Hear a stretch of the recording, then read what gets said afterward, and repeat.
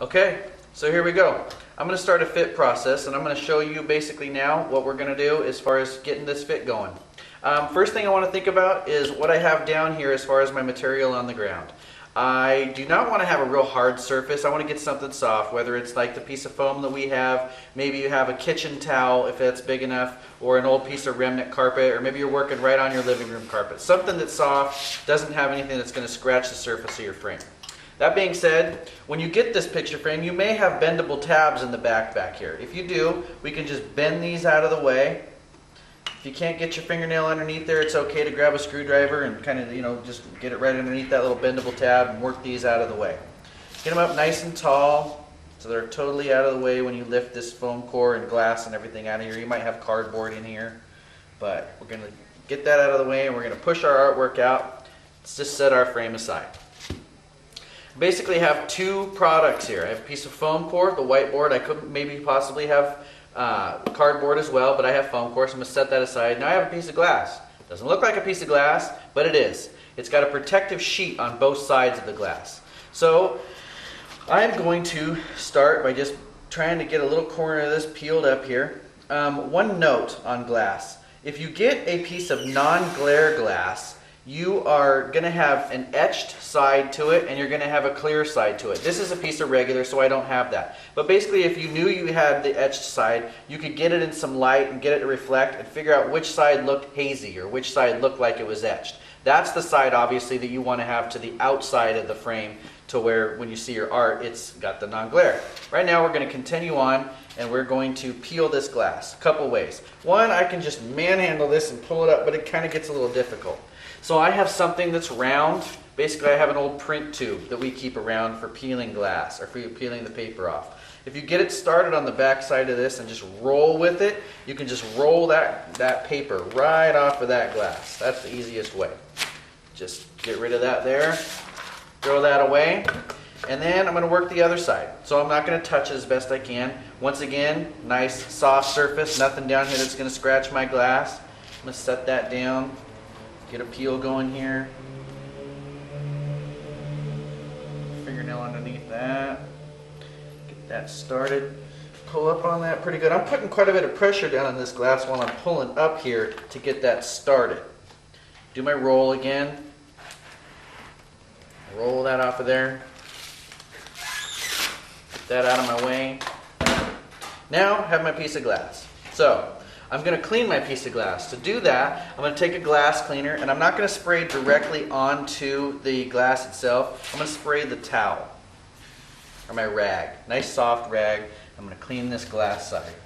Obviously, I'm going to do it a little quicker than if I were doing it for real here, because this is just an example. We'll flip that piece of glass over.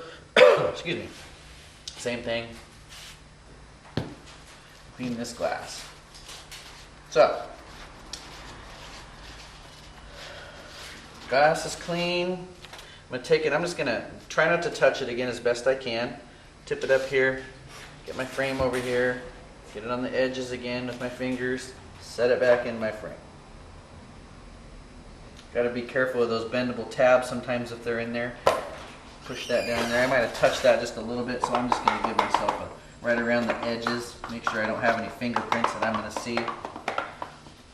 One thing you can do is you can kind of hold it up, get a light in it from above you, and just watch and make sure you don't have any hazes or anything in there that you don't want, touch it on this side, make sure that that thing right there is on the outside. Yep, it is. So I'm good to go. I have the luxury now of having an air compressor and having forced air coming out of that. If you don't have this, you can buy like a can of air spray that you clean your keyboards with, and that can work pretty good to kind of blow out any lint or anything. But I'm going to go ahead and blow this out of here. Get any dust out of there. Shake off my artwork and blow it off. I'm going to set my artwork in. Okay? I'm going to take my foam core, my cardboard back that I might have had. I'm going to set that behind it. I'm going to bend my bendable tabs back down.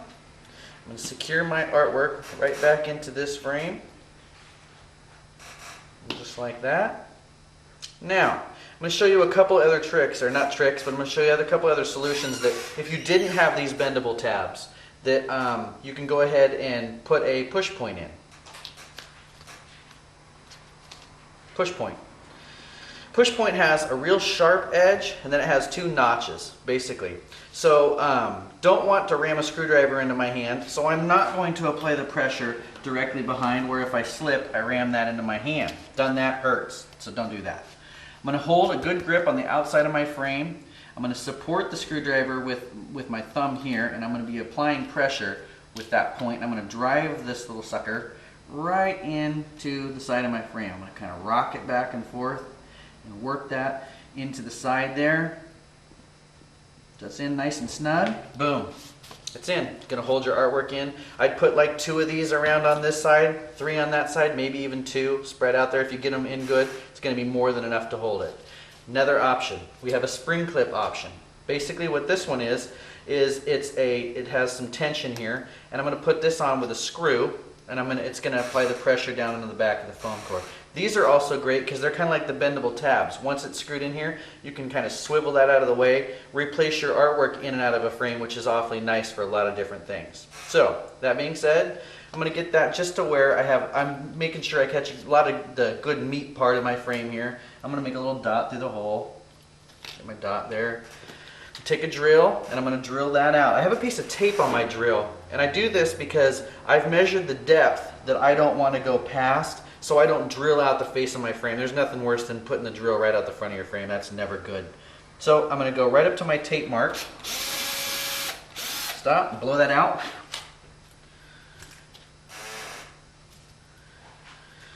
Take my other screw here. You can do this with a Phillips screwdriver if you don't have a drill gun, but drill guns are awfully nice, so just a luxury that I have to show you with. Get that started, basically. That up nice and snug, and push down on that there. If it's bending up on you, you can bend that. You can just push right down to where it's actually putting pressure on there. That was kind of bouncing, boinging up there, and it wasn't giving the tension that I wanted down on the back of that foam core. So go ahead and just apply a little pressure till it's down. I'd also put a couple of those around, maybe 2 on this side, 2 on this side. Might even get away on a picture this big with just 1 in the middle on the short, 2 on the outsides, 1 and 2. Anyway, I've put all my securities in, and I'm ready to go to the wire.